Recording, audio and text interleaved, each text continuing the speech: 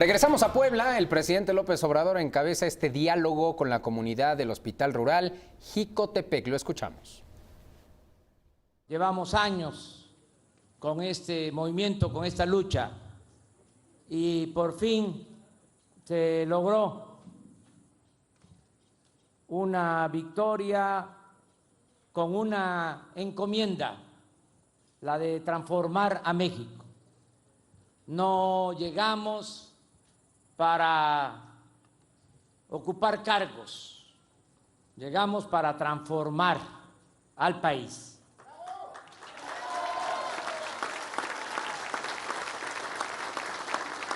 Me da mucho gusto que esté con nosotros el gobernador de Puebla, Miguel Barbosa. Mucho gusto que nos acompañe. Estamos, como siempre, recorriendo Puebla, recorriendo el país. Tengo la dicha enorme de conocer todos los municipios de Puebla y todos los municipios de México, y los he visitado más de una vez. Y conozco no solo la idiosincrasia del pueblo, de todas las regiones del país, porque México es un mosaico cultural,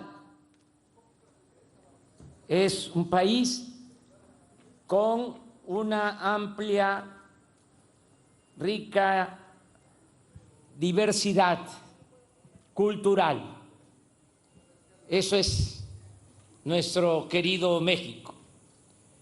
Y conozco también la historia de las regiones. Sé lo que significa este municipio, esta región. A veces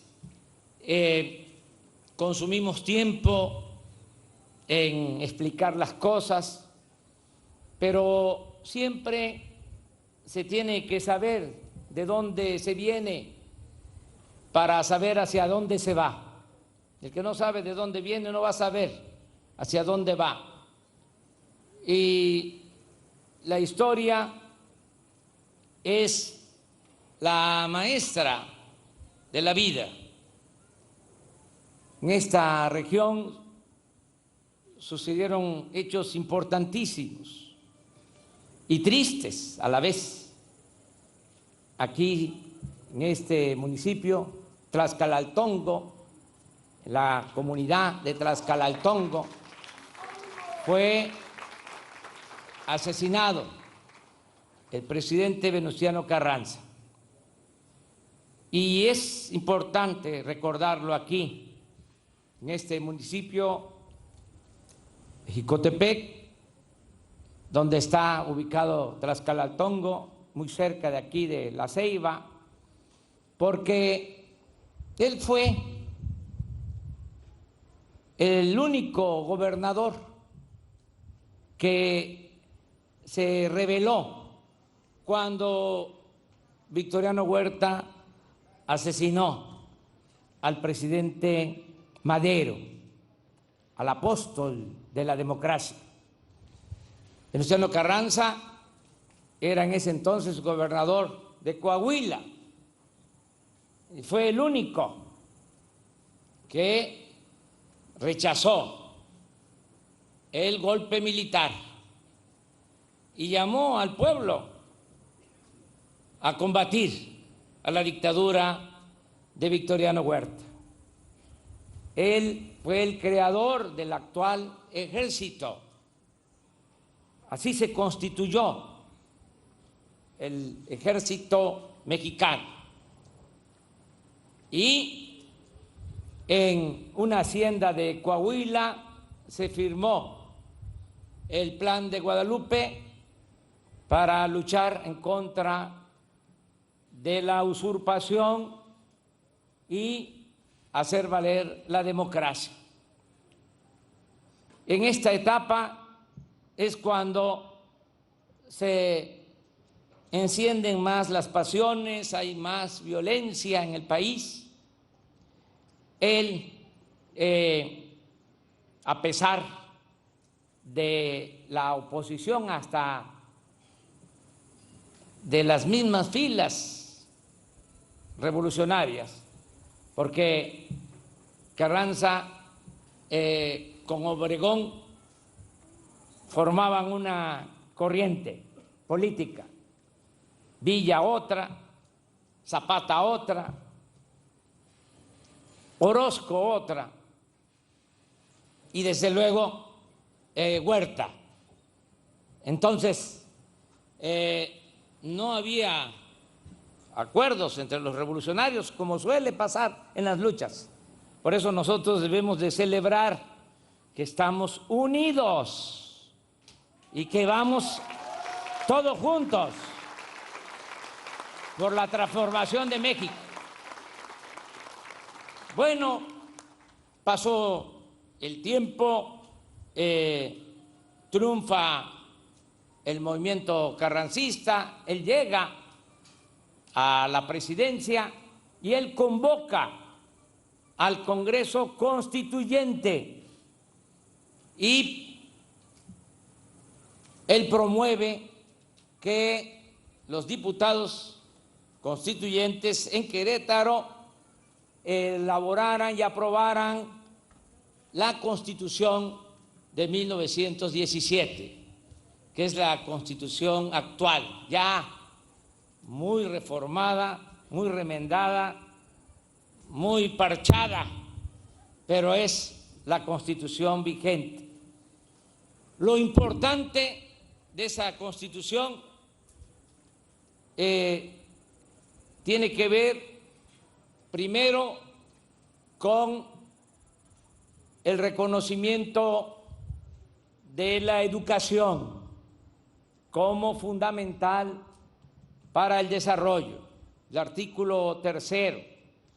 Muy importante el artículo 123 para garantizar mejores condiciones salariales, laborales a los trabajadores. No hay que olvidar que en el Porfiriato, por eso fue la revolución, los trabajadores en ese entonces ganaban 25 centavos, los trabajadores de las fábricas de textiles de Puebla, de Tlaxcala, de Veracruz. Acuérdense de la huelga de Río Blanco.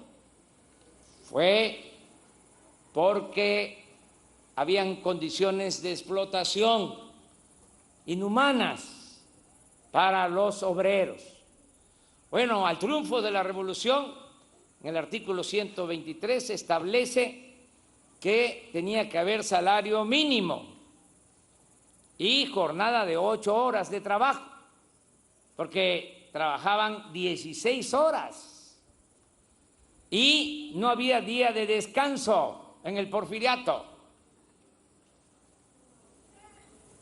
Ahora es distinto por ese movimiento. Ahora hay día de descanso. No había en ese entonces vacaciones, ninguna prestación social que quedaron establecidas en las leyes laborales luego de la revolución. Se debe mucho a Carranza y sobre todo lo más importante de Carranza en ese proceso de creación de la Constitución es el artículo 27, porque él establece que el dominio del suelo y del subsuelo es de la nación. Esto es muy importante porque Porfirio Díaz le había permitido a compañías extranjeras explotar el petróleo. En Estados Unidos, hasta la fecha, de acuerdo a la legislación vigente, el dueño de la tierra es el dueño también del subsuelo, de lo que está debajo de la tierra, debajo del suelo. Eso no era la costumbre en México, ni siquiera en la época colonial. Se podía tener un terreno, pero lo del subsuelo, las riquezas del subsuelo, es decir, las riquezas mineras, en este caso el petróleo, eran de la nación en la época colonial de la corona, y luego tenía que ser de la nación, es decir, de todos los mexicanos. Cuando Porfirio Díaz se cambian las leyes y se les da a las compañías extranjeras, sobre todo en esta región dominaba la compañía El Águila, una compañía inglesa, que eran dueños de miles de hectáreas, todo el Golfo, la Sierra de Puebla, esto incluía Tamaulipas, Veracruz, Tabasco, todo era de las compañías y eran los dueños de la riqueza petrolera entregada por Porfirio Díaz. Entonces, en la Constitución del 17, con mucho cuidado, ya cuando se habían aprobado casi todos los artículos, en sigilo, porque en Querétaro habían agentes de los gobiernos extranjeros pendientes de que no se modificara la legislación y que no se afectara los intereses de las compañías.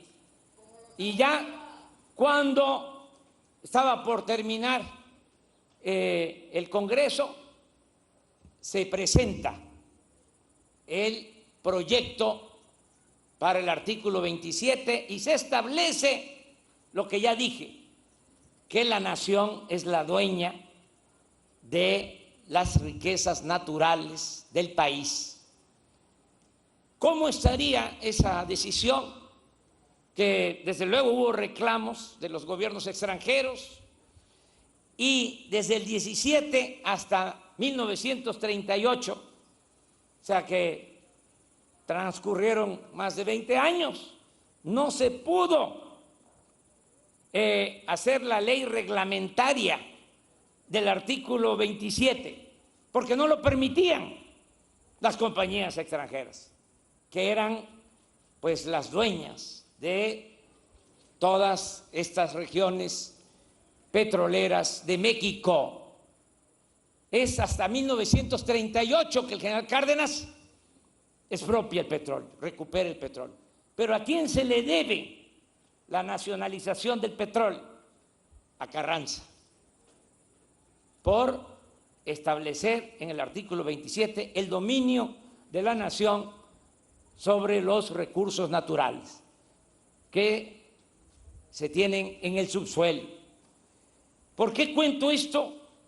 Porque cuando tiene que huir de la Ciudad de México y va hacia Veracruz y los generales están rebelados en su contra, de manera especial Obregón, pues se viene acá a caballo a refugiarse, y quien lo ejecuta es uno de los jefes de las guardias blancas de la compañía petrolera extranjera, aquí en Tlaxcalaltongo, en una casa humilde, una casa de palma, una choza. Ahí en la noche lo asesinan al presidente Venustiano Carranza. Entonces, por eso hay que tener presente la historia. Todos los gobernantes, sobre todo los que participaron en la revolución tuvieron cosas negativas y positivas, cosas malas y cosas buenas, como los seres humanos, que no somos perfectos. La perfección no es de los humanos. Él hizo un buen gobierno. Esta decisión fue muy importante porque fue, repito, lo que permitió al general Cárdenas llevar a cabo la expropiación petrolera. ¿Saben quién era el comandante militar? Desde luego no aquí, sino en Papantla, comandante de la zona militar en Papantla, que él acudió cuando supo que habían asesinado a Venustiano Carranza. Era el entonces capitán Lázaro Cárdenas del Río, cuando asesinan a el presidente Venustiano Carranza. Por eso también él en el 38 toma la decisión, porque él había visto cómo se portaban de mal los de las compañías petroleras extranjeras. Si les interesaba un terreno, iban a decirle al propietario, o le mandaban a decir con sus policías, porque tenían esos ejércitos, esas guardias blancas, le decían, véndenos, porque si no nos vendes tú, le vamos a comprar a la viuda. Así de arrogantes y de prepotentes. Entonces, todo eso lo sabía el general Cárdenas, y por eso en el 38, en un acto de soberanía, se recupera el petróleo que es del pueblo y es de la nación.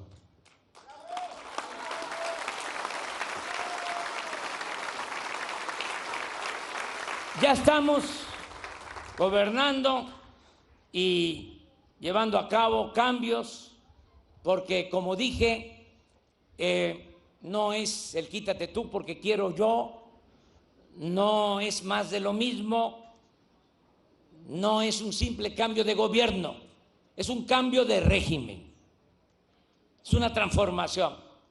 Y han habido 3 transformaciones en la historia. Recordemos la independencia, la reforma, la revolución. Nosotros queremos llevar a cabo, estamos llevando a cabo la 4ª transformación de la vida pública de México. A diferencia de las 3 transformaciones que han habido, esta transformación la estamos llevando a cabo, y esto es una bendición sin violencia. Nuestros antepasados no tuvieron esa gran oportunidad que tenemos nosotros, no se les presentaron estas circunstancias. Nosotros podemos llevar a cabo una transformación igual de profunda que la independencia, que la reforma, que la revolución, sin violencia, de manera pacífica. No por ser pacífica o no violenta, esa transformación se va a quedar en la superficie, por encima. No, vamos a arrancar de raíz al régimen corrupto que tanto daño le ha hecho a nuestro país, a nuestro México. Y ya lo estamos haciendo. Es una fórmula sencilla de gobernar: 0 corrupción, 0 impunidad, 0 lujos en el gobierno. Acabar con la corrupción, desterrar la corrupción. Y se puede, ya lo estamos logrando. Vamos a acabar con la corrupción. Me canso ganso.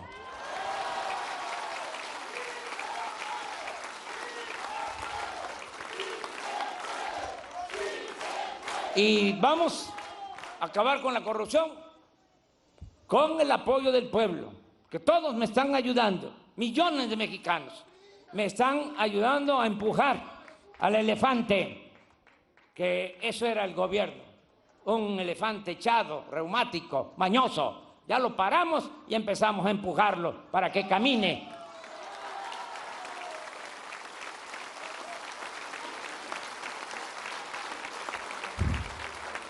No hace falta aumentar impuestos, ni crear impuestos nuevos, ni endeudar al país, ni decretar gasolinazos.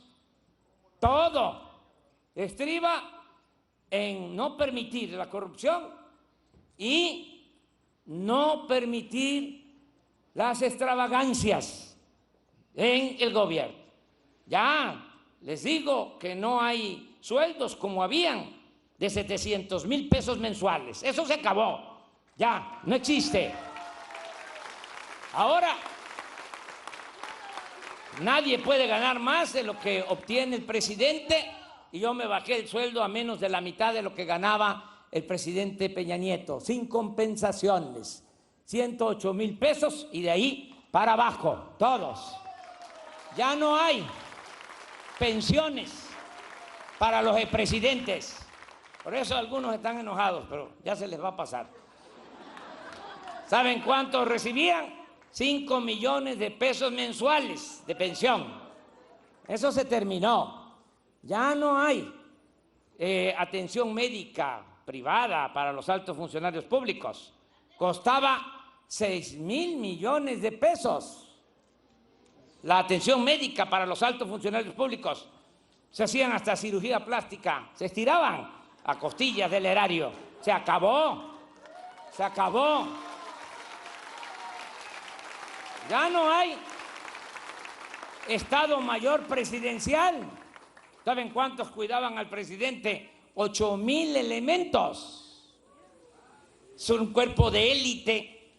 Los del Estado Mayor Presidencial ganaban más que los soldados, que los marinos, que los policías. Se terminó eso. Ahora todos los elementos del Estado Mayor están en la Secretaría de la Defensa, en la Guardia Nacional, para proteger al pueblo. Al presidente lo cuida la gente, que lucha por la justicia, no tiene nada que temer. Imagínense, habían como 200 camionetas blindadas. Bueno, ya el avión presidencial está en venta allá en California. Imagínense que yo me iba a subir a ese avión de lujo, que no lo tiene ni Donald Trump, habiendo tanta pobreza y tanta necesidad en el país. Todo esto significan cambios. Yo llego aquí a La Ceiba por carretera, por tierra, y así hoy voy a seguir mi gira. Voy a terminar en Valle de Bravo, por la tarde-noche, mañana el Estado de México, pasado mañana Michoacán y a ras de tierra. Además, si vengo a La Ceiba en helicóptero, ¿cuándo me voy a dar cuenta de cómo están las carreteras y qué está pasando en el país?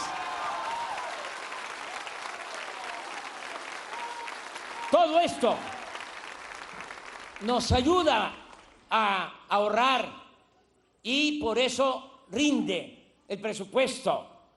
No tenemos problema de déficit, de faltantes en las finanzas públicas. Están sanas.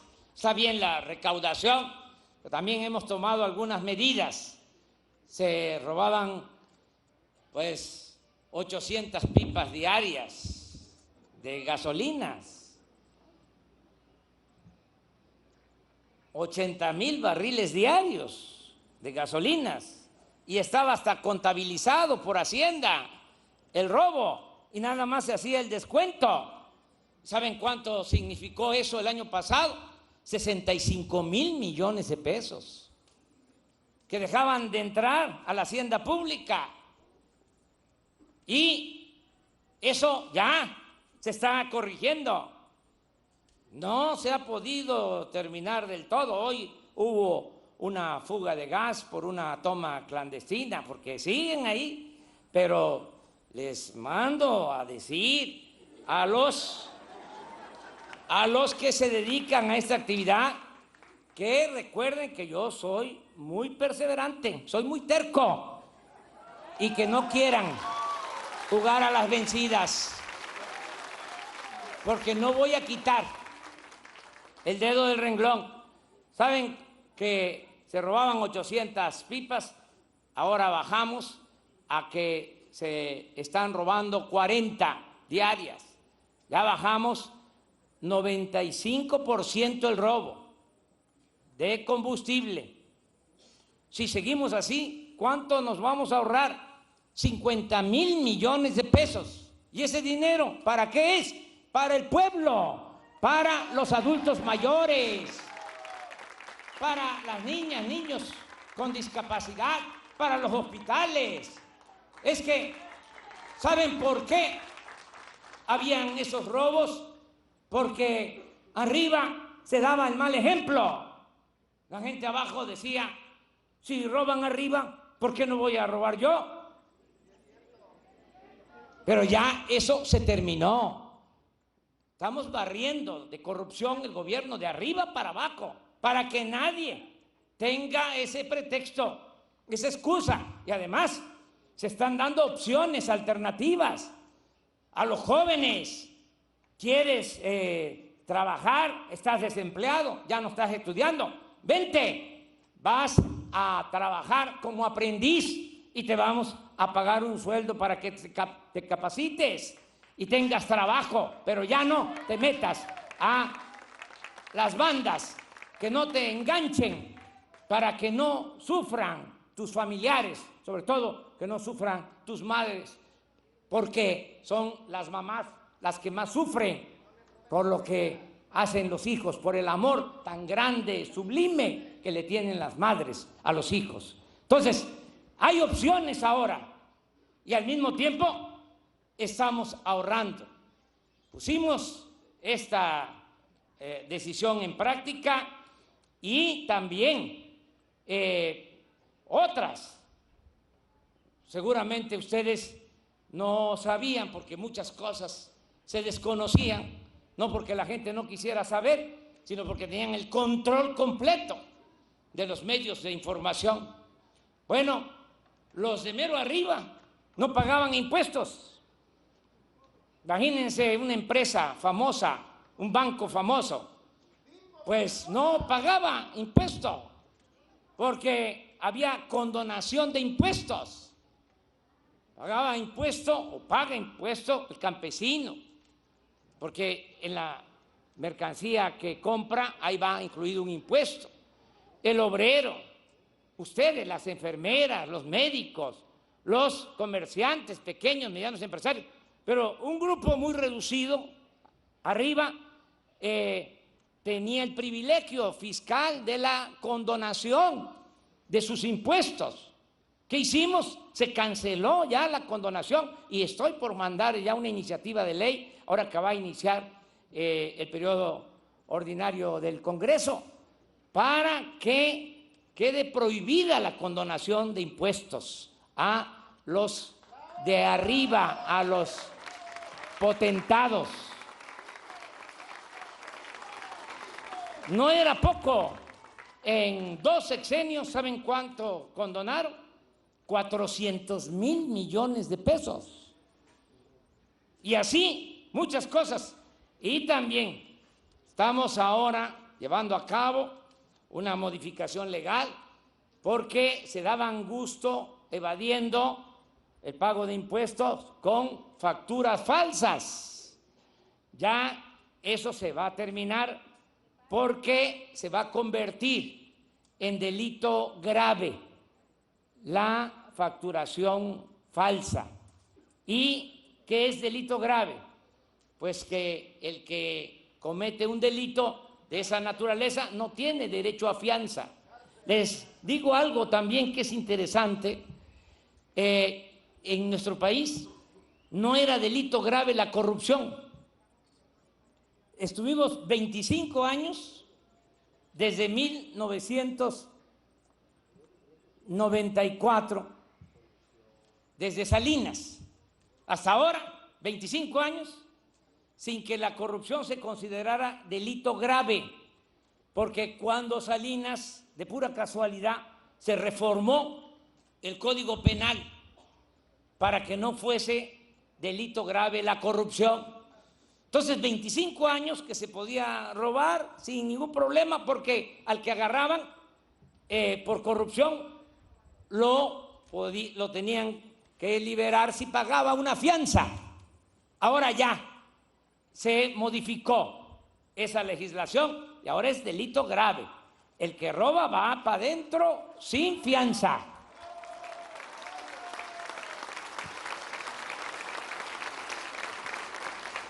Bueno, todo esto es lo que nos permite poder decir aquí en Jicotepec de que hay apoyos para los estudiantes de preescolar, primaria, secundaria, es decir, becas para los estudiantes de familias humildes, pobres.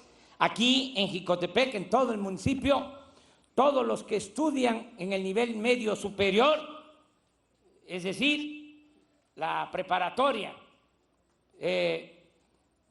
alrededor de 4,000 están becados ya aquí en Jicotepec. Desde luego aquí en La Ceiba también. Y en todo Puebla, todos los que estudian preparatoria en Puebla y en el país, todos tienen su beca, 1,600 pesos bimestrales. Sí, van a llegar. La justicia tarda, pero llega.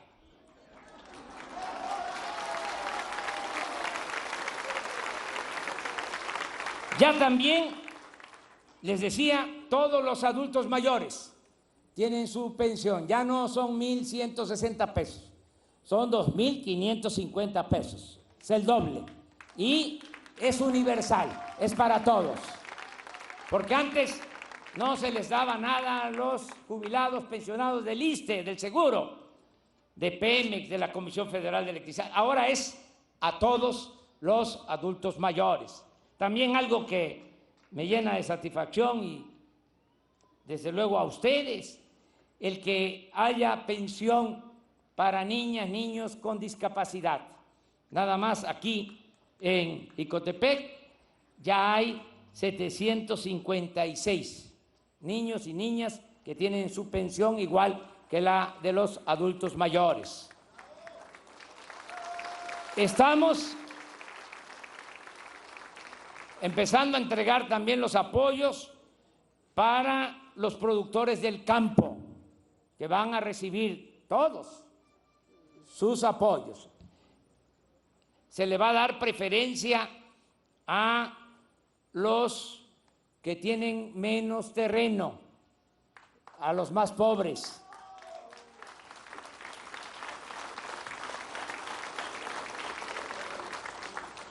Y se va a aplicar en estas regiones el programa de Sembrando Vida, que es un programa muy importante en el que se entregan las plantas de viveros para sembrar árboles maderables, frutales, y lo más importante de todo es que se ayuda pagando jornales, 5,000 pesos mensuales por jornal al ejidatario, al pequeño propietario, para que siembre su parcela.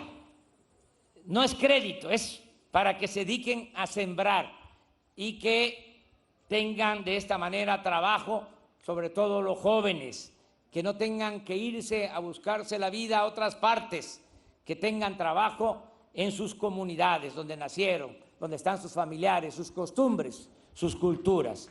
Lo que queremos es que la migración se vaya convirtiendo en opcional. Esto es, que el que quiera irse se vaya por gusto, no por necesidad.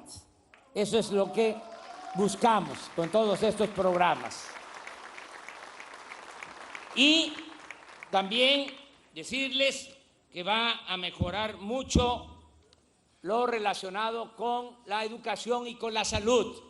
Ya cumplimos en lo que se ofreció de cancelar la mal llamada reforma educativa. Ya los maestros pueden estar tranquilos, porque eso ya se canceló. Y ahora viene un programa para mejorar la calidad de la enseñanza, pero no a la fuerza, sino convenciendo, persuadiendo, con la participación de padres de familia, madres de familia, maestros y autoridades. Vamos a mejorar la calidad de la enseñanza. Y también se va a aplicar ya en el próximo ciclo escolar un programa para mejorar, rehabilitar, dar mantenimiento a las escuelas que están muy abandonadas. Así como le está llegando el apoyo de manera directa al adulto mayor, al becario, al productor, así de manera directa queremos que le llegue el presupuesto a la escuela. No queremos que pase el presupuesto por muchas oficinas, por muchas instancias gubernamentales, sean federales, estatales. Lo que queremos es que todo llegue directo. Ya no se va a entregar nada a intermediarios.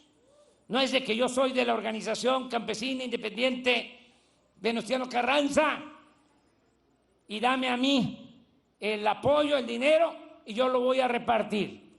No, primo hermano, así no. Eso ya se acabó. Porque así no llega. O llega con moche, con piquete de ojo. Va a llegar el apoyo de la tesorería de la Federación directo al beneficiario.